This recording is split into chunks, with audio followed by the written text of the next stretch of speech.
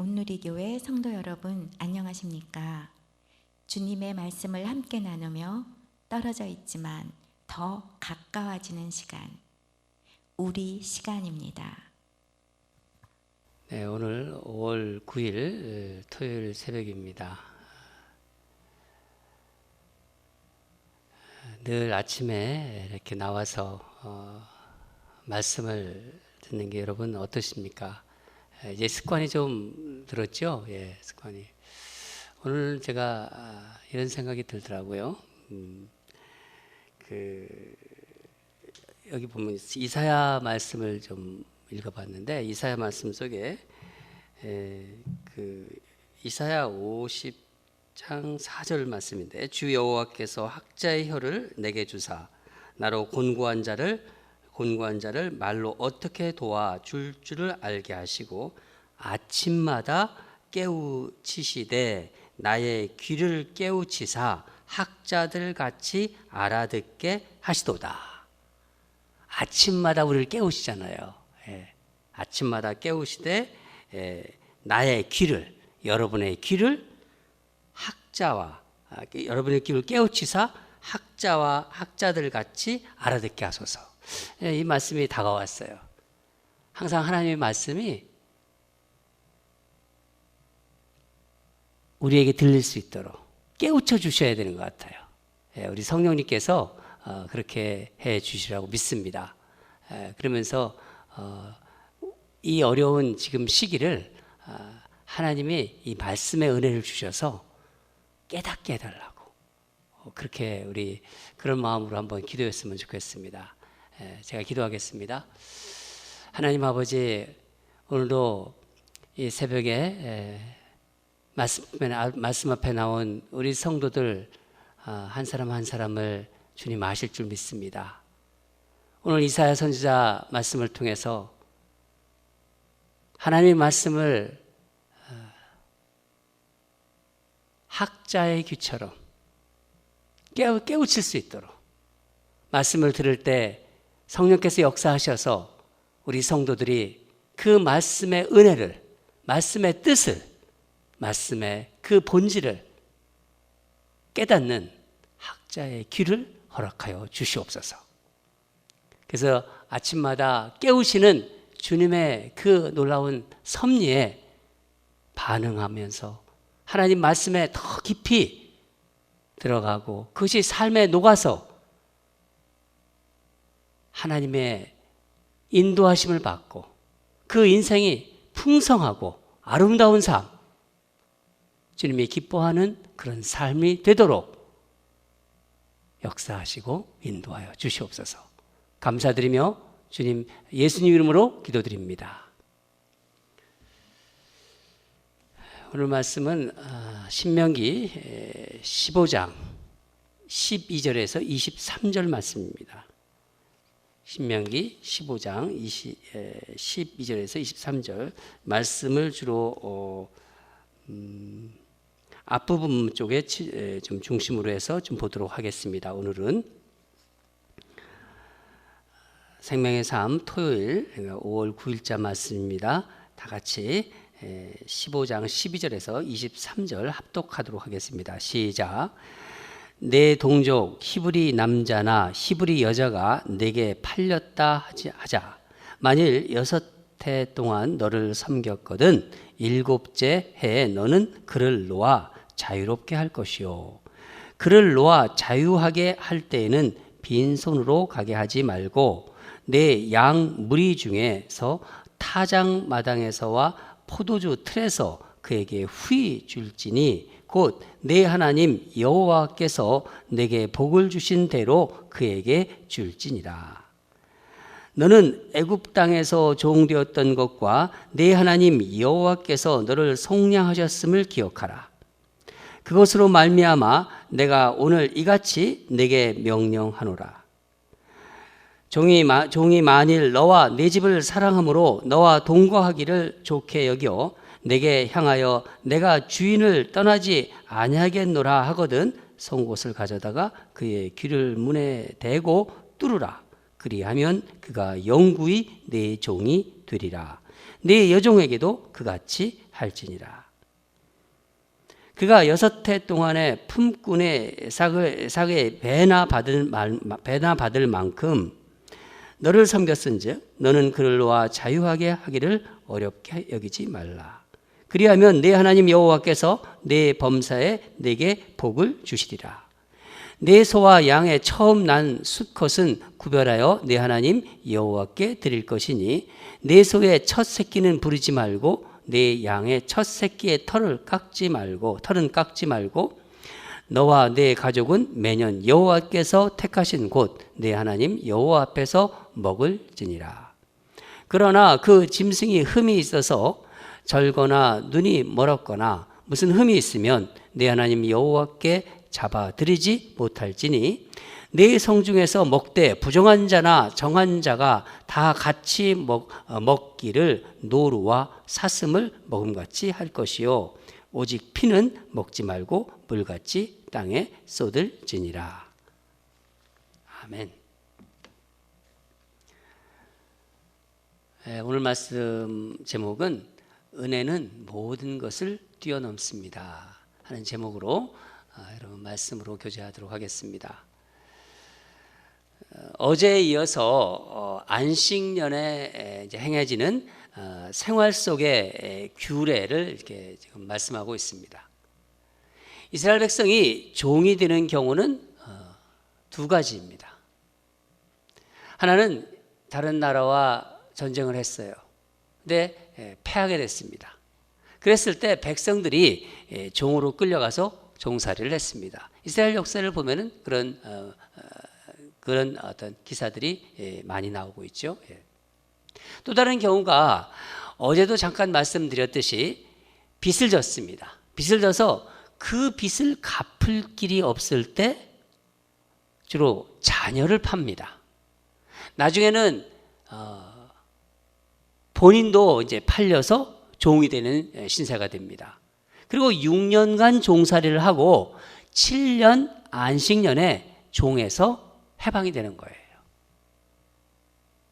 하나님께서는 빚을 져서 종으로 팔린 백성들에 대해서 안식년 때 면제해 주라고 말씀하셨습니다. 여러분, 하나님 말씀대로 이 안식년, 이 안식의 제도만 잘 정말 이 세상이 지켰어더라도요, 우리 사회에 여러 가지 문제가 해결되었을 거예요. 불행히도 이게 잘 지켜지지 않았습니다. 어제도 말씀드렸듯이 인생의 브레이크를 밟아 주어야 될 때가 있는 거예요. 그게 바로 안식년이 될 때입니다. 그때 다시 우리 삶을 돌아보면서 기본으로 돌아가는 것입니다. 다시 재충전하는 것입니다. 하나님에게는 다 하나님의 백성들이에요. 다 같은 하나님의 자녀들인데 이 안식 규정을 통해서 평생 종으로 사는 것을 금하게 하신 것입니다. 오늘 새벽에는 이 말씀에 담긴 하나님의 마음, 하나님의 뜻을 한번 생각해 보도록 하겠습니다. 첫째는 우리 하나님을 믿는 사람들은요, 하나님의 가족이라는 걸 잊지 말아야 된다는 거예요. 하나님의 가족이다. 다 같이 12절부터 14절을 다시 한번 읽겠습니다. 12절부터 14절입니다. 시작. 내 동족 히브리 남자나 히브리 여자가 내게 팔렸다 하자. 만일 6해 동안 너를 섬겼거든 7째 해에 너는 그를 놓아 자유롭게 할 것이요. 그를 놓아 자유하게 할 때에는 빈손으로 가게 하지 말고 내 양무리 중에서와 타작마당에서와 포도주 틀에서 그에게 후히 줄지니 곧 내 하나님 여호와께서 내게 복을 주신 대로 그에게 줄지니라. 너무나 가난해 가지고 종으로 이제 팔리게 된 경우 종살이를 7년을 넘지 못하게 만들어 놓으신 것입니다. 또한 이제 종살이 하다가 이제 풀려나지요. 이 자유인이 되었을 때 빈손으로 보내지 말고 하나님이 그 종을 통해 복 주신 대로, 그 종이 얼마나 일을 많이 했겠어요.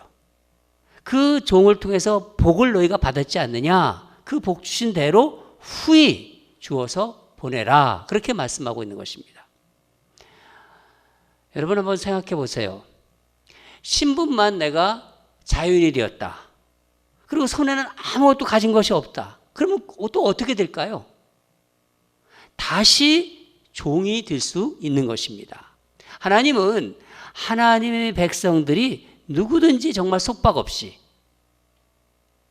자유인으로 살기를 원하신 것입니다. 종이었던 자가 자유롭게 된다는 것이 정말 어떤 의미인가요? 인간은요, 모든 조건, 어떤 재정이나 어떤 조건으로도 하나님 안에서 평등하다는 것입니다. 하나님을 믿는 모든 백성은요, 하나님 안에서 특별히 가족이라는 거예요. 저는 두 아들이 있습니다. 이 아들이 둘인데 두 아들들이 다 참 성격이 달라요. 그리고 취미도 달라요. 같은 게 별로 없는 것 같아요. 지난번에 두 아들에게 제가 이런 말을 했습니다. 아빠 엄마가 지금은 같이 살지만은 이제 이 세상을 떠났을 때 너희들 둘만 남아있을 때도 꼭 서로 돕고 살아라. 형이 많이 갖게 되면은 그것이 뭐 물질이든 뭐든 간에 많이 갖게 되면요, 동생을 무조건 도와주라. 동생이 많이 가졌다. 그러면 형을 무조건 도와라. 아이들이 제 말을 잘 지킬지 어떨지는 잘 모르겠지만은, 여러분 오늘날에도요, 재정적인 문제로 종이 되는 경우는 거의 없어요. 그렇죠? 그렇지만요, 빚을 져가지고 고통받는 사람들은 많습니다. 어떤 사람은요, 빌려준 돈을 받지 못해서 고통당합니다. 뭐 세상 사람들이야 세상이 이러니까 그렇다 하지만은요, 우리 그리스도인들은요, 달라야 하는 것입니다. 우리 하나님 아버지를 섬기는 하나님의 자녀들이기 때문이라는 거예요. 우리 아버지가 하나님이시잖아요. 만약 우리 중에 누군가가 너무 많은 빚을 져서 고통스러워 한다면요, 우리는요, 하나님 말씀에 비추어 보면요, 외면해서는 안 되는 거예요. 하나님이 원하시는 것을 안다면 행동으로 옮길 수 있어야 한다는 것입니다. 왜냐하면 우리가 가진 모든 것이 뭐예요? 세상 사람들이야 자기가 노력해서 자기가 잘나서 자기가 벌었다고 생각하지만은요, 우리는 그렇지 않지 않습니까? 우리가 가진 모든 것은요, 하나님 아버지가 주신 거라는 걸 우리 알잖아요. 그리고 그것을 믿고 있는 사람들, 그런 사람들이기 때문입니다. 그런데 이런 경우도 있다는 것입니다. 이제 7년이 이제 되어서 자유롭게 해주려고 했는데, 종이 주인을 사랑해가지고 떠나지 않겠다고 얘기하는 거예요. 그럴 때 어떻게 하라고 하나요? 그게 17절 말씀인데, 송곳을 가져다가 그의 귀를 문에 대고 뚫으라. 그리하면 그가 영구히 내 종이 되리라. 내 여종에게도 그같이 할지니라. 영원한 종으로 표식을 해서 그 종으로서 계속 되게 하라는 거예요. 여러분, 이 말의 의미를 잘 생각하셔야 돼요. 이 말의 진정한 의미는요, 이제 한 가족으로 받아들이라는 뜻입니다.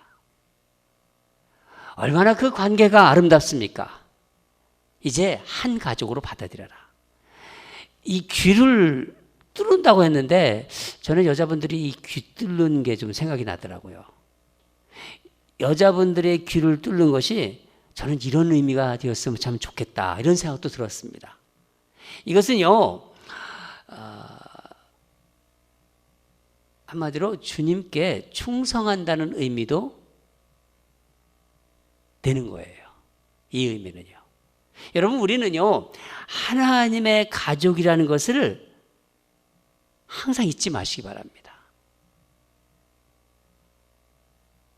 이 첫 번째 우리가 받아야 할 중요한 메시지고요. 두 번째는 우리가 받은 은혜를 늘 기억해야 된다는 거예요. 두 번째는요. 이런 어떤 그 사랑의 기준은 이스라엘 백성들이 이제 애굽에서 종살이 할 때를, 그때를 기억하라는 거예요. 하나님은 무조건적으로 아무 조건 없이 애굽에서 이스라엘 백성들을 출애굽시켰어요. 꺼내주신 것들은 그것을 기억하라는 거예요. 너희 종된 형제들에게도 그렇게 하라는 거예요. 내가 여호와 하나님이 너를 종에서 꺼집어낸 것처럼 너의 종된 형제들에게도 그렇게 똑같이 하라는 거예요. 우리 15절을 한번 읽겠습니다. 15절 다시 한번 읽겠습니다. 시작.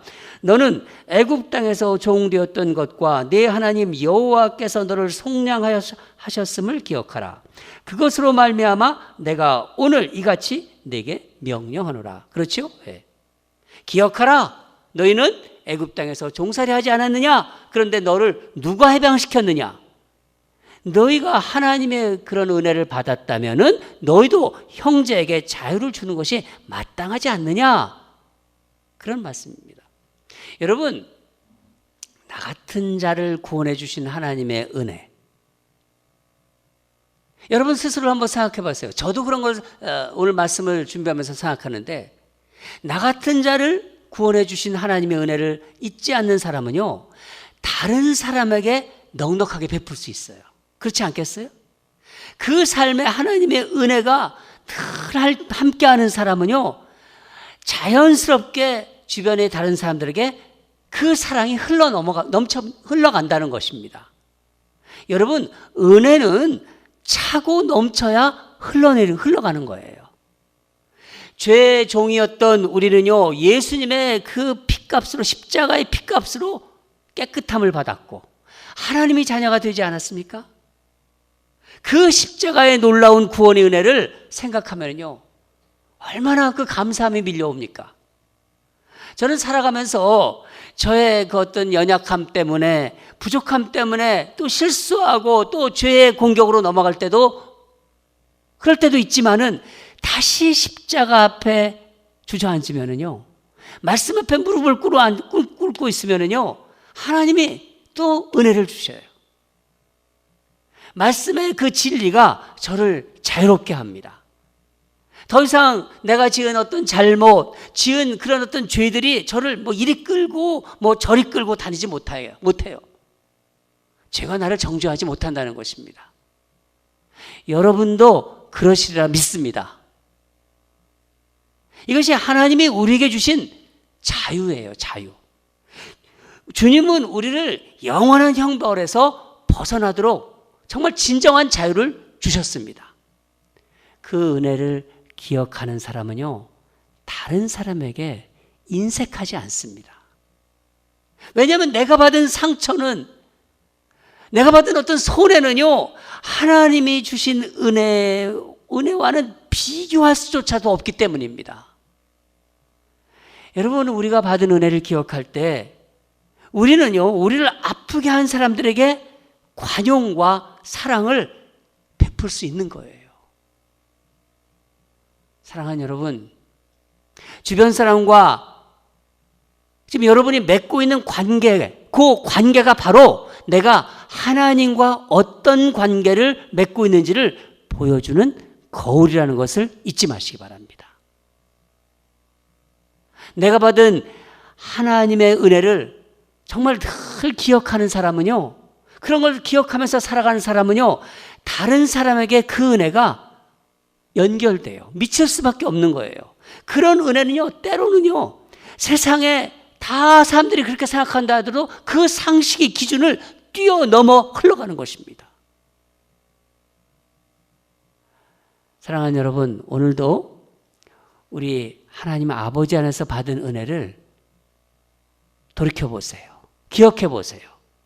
그리고 그 은혜를 정말 다시 한번 생각해 보면서 은혜를 누리고 그것을 흘려보내는 저와 여러분이 되기를 주님 이름으로 축원합니다. 기도하겠습니다. 하나님 아버지, 오늘도 말씀 주심에 감사드립니다. 우리가 말씀을 받을 때 우리 귀가 열리고 우리의 마음에 깨우침이 있어서 정말 학자의 영이 부어지는 그런 순간이 되기를 원합니다. 아침에 단잠을 깨우고 나온 우리 성도들, 오늘도 하나님의 권속으로서 하나님을 아버지라고 부르는 사람으로서 진정 가족과 같은, 정말 가족인 그것을 경험하고 하나님 품에서 오늘도 하나님이 주시는 그 은혜에 젖어들면서 살아갈 수 있도록 역사해 주시고 인도하여 주시옵소서. 내가 받은 그 구원의 은혜를 늘 가슴에 잊지 않고 그 은혜를 주변에게 흘려보내는 그런 귀한 성도들로 세워 주시옵소서. 은혜는 상식을 뛰어넘을 때도 있습니다. 놀라운 하나님의 그 은혜가 우리 성도들의 삶에 가득히 채워져서 세상에 어떤 것도 흔들리지 않고 세상 사람들에게 그 받은 은혜가 아름답게 전해질 수 있도록 오늘도 우리 삶을 사용하여 주시옵소서. 예수님 이름으로 기도합니다. 오늘도 몇 가지 기도하겠습니다. 우리 하나님 안에서 정말 한 가족으로 살게 해달라고, 하나님 품 안에서 사람들과의 재정관계를 주님의 뜻으로 풀어가게 해달라고, 세상의 방식으로 풀지 말고 주님이 주신 마음, 주님의 뜻으로 풀어가게 하소서. 내가 받은 구원의 은혜를 잊지 않고 정말 그 주변에 은혜와 사랑이 흘러가게 하소서. 이게 첫 번째 기도 제목입니다. 두 번째는 코로나 바이러스를 통해서 주님의 뜻을 발견하게 해달라고. 이 시기가 꽤 지금 깊습니다. 지금 미국은 한 2달이 지금 돼가고 있습니다. 다시 비즈니스가 오픈되고 그래야 할 텐데 여러 가지 말들이 많습니다. 이 코로나 바이러스를 허락하신 주님의 뜻을 발견하는 그런 시간이 되게 해달라고. 코로나 또 사태 이후에 변화될 어떤 경제적, 사회적 정황에 예수 믿는 자로 정말 그리스도인들이 복음적으로 대처할 수 있도록 우리가 영적으로 단단히 무장되게 하소서. 우리 이 두 가지를 하나님께 기도로 올려드리겠습니다. 다 같이 기도하겠습니다.